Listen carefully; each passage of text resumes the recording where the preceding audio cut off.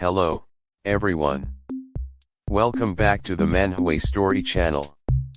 Today, we're diving into part 3 of Return from the Abyss. Our story opens in the buffer zone of the Ice City, where several soldiers are on guard duty, casually chatting about their assignments. One soldier expresses a desire to be stationed in a more relaxed location, but another reminds him that this area is relatively safe from monster attacks.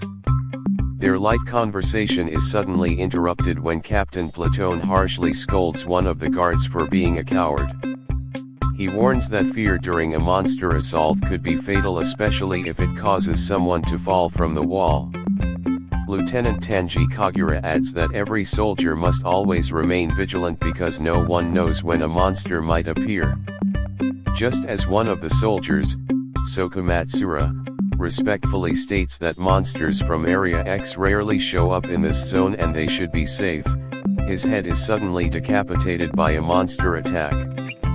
The situation instantly turns chaotic. Captain Tanji orders the troops to stay calm and hold their formation. The monster that appears is a level 56 child Eld of Kraken. The soldiers begin firing at it, but their bullets do no damage and only enrage the beast further.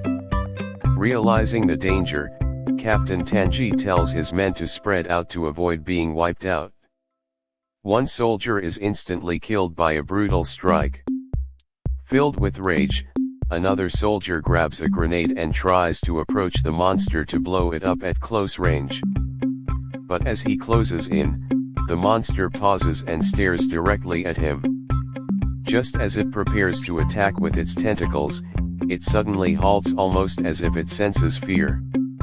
Its tentacles pull back, forming a defensive stance. The soldiers notice this strange behavior and take the chance to throw more grenades. Explosions erupt, but the Kraken survives and turns its angry gaze toward the one who attacked it. The terrified soldier falls back, realizing his attack had no real effect. As the monster lunges at him to finish the job, it is suddenly crushed by an overwhelming force. Everyone is shocked to see a mysterious man standing atop the fallen creature. Captain Tanji stares in disbelief, suspecting that this man was the reason the monster had hesitated earlier. The mysterious figure is revealed to be Sora. Captain Tanji, not recognizing him, attempts to use his inspect skill to gather information. But the skill triggers a warning message telling him to show respect. Overwhelmed by the flood of data, Tanji passes out. The soldiers quickly call for medics. Meanwhile, Sora calmly asks one of the soldiers, Teju, where Shelter 6 is located. Teju explains that it's about 50 kilometers north and requires passing through Area X. When asked about the area, Teju says it's a zone where monster waves are diverted to minimize damage to human settlements, and many hunters fight there. As they talk, a group of soldiers excitedly reacts to loot dropped by the defeated monster. Sora starts to realize this world functions like a game, with monsters dropping rare items. He asks how powerful a level 45 monster is, and Teju explains that it's already a formidable threat. Sora then asks how many monsters above level 45 usually appear in a monster wave. Teju replies that the number typically stays under 100, or humanity would have already been wiped out. Sora nods and prepares to head toward Shelter 6. Teju, sensing his strength, pleads with him to pass through Area X and help them.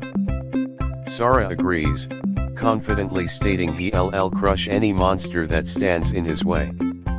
Shortly after, Captain Tanji regains consciousness and asks about Sora.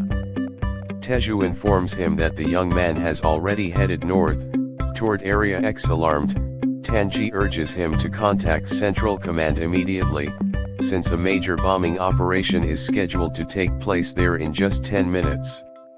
Teju uses an emergency radio to contact HQ. When asked why he is using the emergency channel, Tanji explains that an unknown but powerful individual has entered Area X. Commander Renji Kumagaya, a flame mage at level 58, initially dismisses the report as unimportant.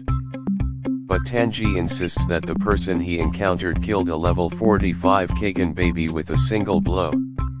Commander Mei, who is also present, is shocked, stating that this makes the man stronger than even A-rank hunters. She asks if he might be a military S-rank hunter, but Renji replies that all S-rank hunters are already assigned to main operations. When asked why Tanji doesn't know the man's level, he explains that his inspect skill failed, and instead caused him to faint due to an overload of information. He concludes that Sora must be at least level 100. Are you ready to uncover the truth about Sora, what really happened in Area X? Don't miss what comes next. Subscribe now, because the biggest secret is about to be revealed.